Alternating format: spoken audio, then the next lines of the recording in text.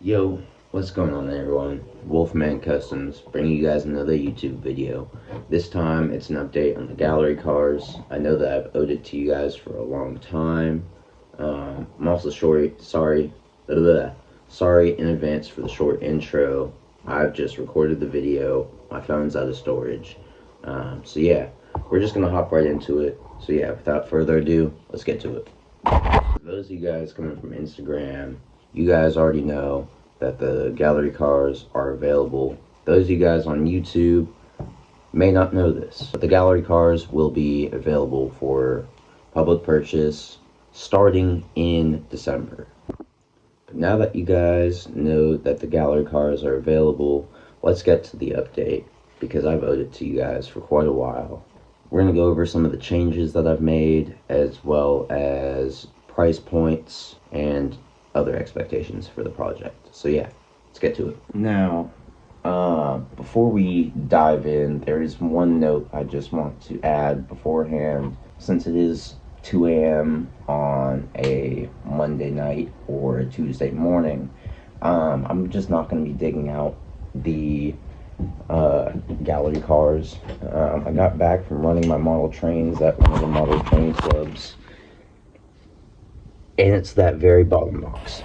So I just don't feel like pulling them out and causing a whole ruckus. You know, my parents are sleeping, so I definitely don't want to, disturb stuff. I'll have pictures, videos of them running in the background, but for now, tonight, I'm just going to be showing you guys the shells and stuff that I have here at the house. I didn't really think of pulling them out before I made the video. Not to mention, my desk is a mess. I've been working on projects basically all week, trying to clear out some of the older projects that I've had, just new ones that have been stacking up. Just trying to get, things out of hand, as well as I'm having to, make parts that need to be sold and stuff like that. I'm all over the place. So we'll get to that later. I'll have clips of them running in the background or whatever. We'll figure it out, But for now, let's just get into the changes. So the first change that I want to point out is actually from the video that I posted 3 months ago. This was supposed to be a second generation gallery car, and it's not able to be seen, but is a 6x6x6x6 window design. And what that means is that there's 6 windows on each side of the door. This, although was my first design, was incorrect. The second generations actually have a 4x6 on the engineer's side. The conductor side remains 6x6. Other changes included the fans on the roof, the vents that you guys can kind of see here, a ton of underbody detail changes, which we'll get to in just a second. We have more details for the front. We're starting to put in other details like the interior and such into these cars as well. Another thing that I wanted to point out about the second generations is the lack of a gyro light. So on the first generations, they were all built with a gyro light right below the headlight right here. And so that is one feature that on the first gens will actually be there. And so for the first generation cars, there's a very, very big difference for the number count on the windows as well. It actually does remain 6x6 on the engineer's side, but on the conductor's side it is 5x6. So all of these are changes that need to be made. So one of the most common questions that I actually have gotten throughout this project as well was, did I use the Atlas, Nippon Sharyo cars? Absolutely not. One of the reasons why we will actually discuss has to do with the window count. Getting to the changes between the Metra car that Atlas released and the car that I have is pretty drastic actually. When we look at the Metra, we're looking at the conductor side right here. you can see that this is in the 4x6 window configuration. We flip it to the engineers, we have the 6x6. Now the problem with the Atlas metric cars for Caltrain is the window configuration is actually mirrored. And what I mean by that is it flipped both sides. So we're looking at the same side here, right? You can see the cab window, the cab window. Flip it to the other side, right? Now is where we can see the 4x6 window configuration. But if we flip the car to match the orientation, it's a 6x6. Now, while I have the metric car out, there is actually a couple things I wanted to show you guys. These are further changes that I have made. So here's the underbody of the Atlas car. As you guys can see, it's honestly, there's just a lack of detail. As a person who prides myself on having some of the most detailed models, this just doesn't cut it. And so the first chassis I actually made was to copy off of Atlas, and it included some underbody piping. And the farther into the project that I went, the more prototypical I needed to make it. I have gone down, and whether or not this is a good thing, right? I've climbed underneath and I've climbed on top just to measure every single inch of these cars. Now, this was a risk that I took just so that these could turn out perfect. And this is the result that we got. It's a lot more detailed. It's very hard to see in some angles, but these are all individual pipes. These all do come out in the prints. And so that is one of the very nice details about the newer chassis.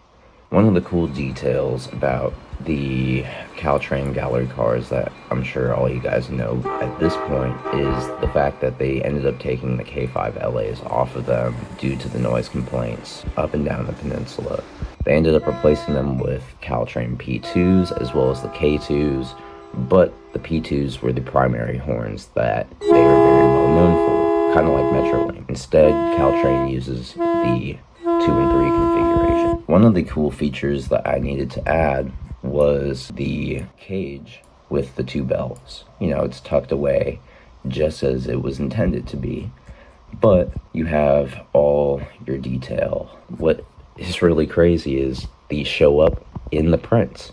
They show up in the models. So what is here in the design is what you're getting. We don't leave anything out, and we go the full mile. Coupler cut levers, electrical conduits, your PTC with the rivets. We include everything. I'm sorry for the delays.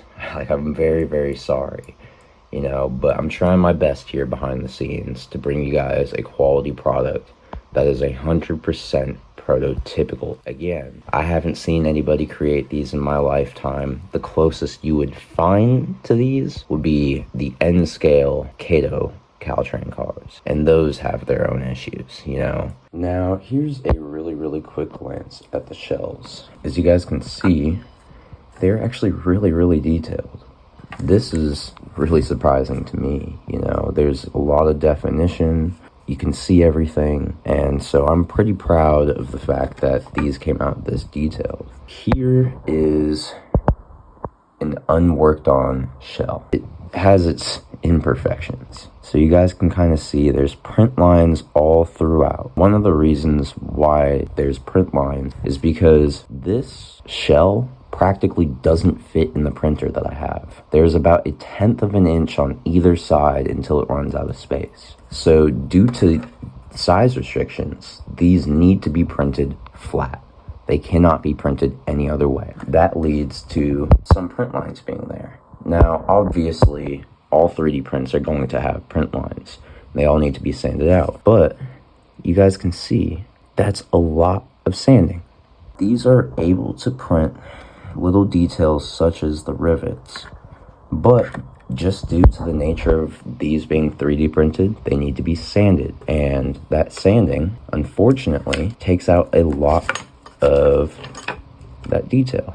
You know, it's not as easy as just printing the cars, painting them, and sell them. There's a lot of behind the scenes work. So the last thing that I kind of wanted to talk to you guys about was the material situation for the galleries. So as I'm not a major company, I don't have all the materials, nor can I build the cars the same way that these companies can. I don't do pad printing for the paint schemes. All the markings will be stamped, and you know, these printers cost about $15,000 for a 4-stage. I just don't have that money. I'm a 24-year-old kid, basically, trying to build models that have not existed before. But because I don't have access to the same tools and, you know, the same capabilities that these companies have, I'm forced to go down a much harder route. That means that I have to individually source all of my decals. Huge shout out to Ricky Hall, by the way. Thank you so much, Ricky. You are honestly a lifesaver. He gave me a couple sheets of N-scale decals that he wasn't using. It helps me so damn much. Again, you know, I've committed the last 2 years of my life. I'm running short on funds. Everything counts.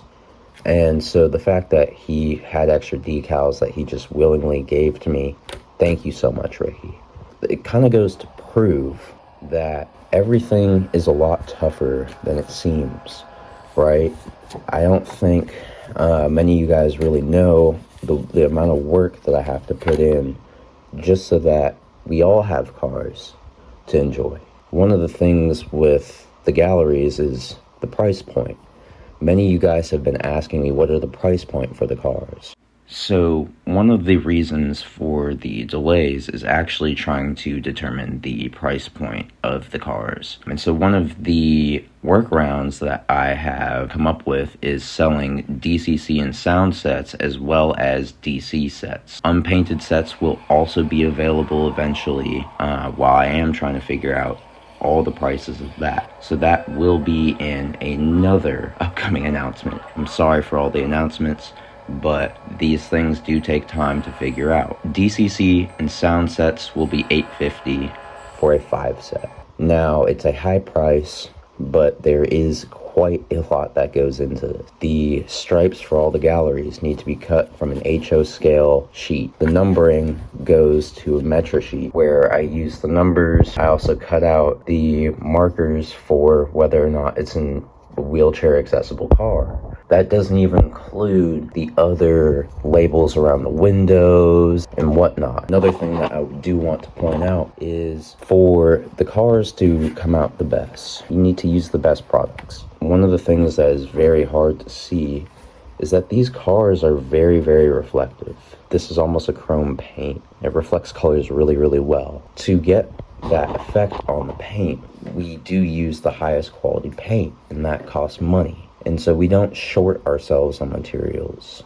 Because I was kind of a dumb 24-year-old, spent my funding in a dumb way. One of the unfortunate side effects is that now, you know, for me to be able to afford all the materials for the orders that I plan to fulfill, it requires a lot of money that I don't upfront have. So I personally take it upon myself to make all the necessary funding for the cars through my own sales and whatnot. You know, we're trying to be self-sufficient here.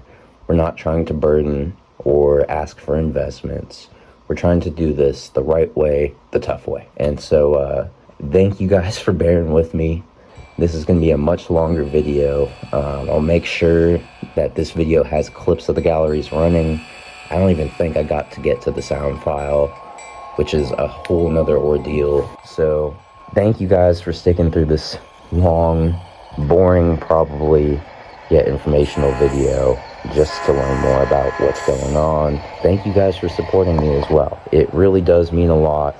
It doesn't seem like it sometimes, but I really can't thank you guys enough for being here, for supporting me. Now, I can't lie, it's about 5:30 in the morning. I'm pretty tired, and I'm just gonna have to wrap this one up pretty quick. Thank you guys once again. More will be coming your guys' way really soon, and I hope you guys have a good one. Peace.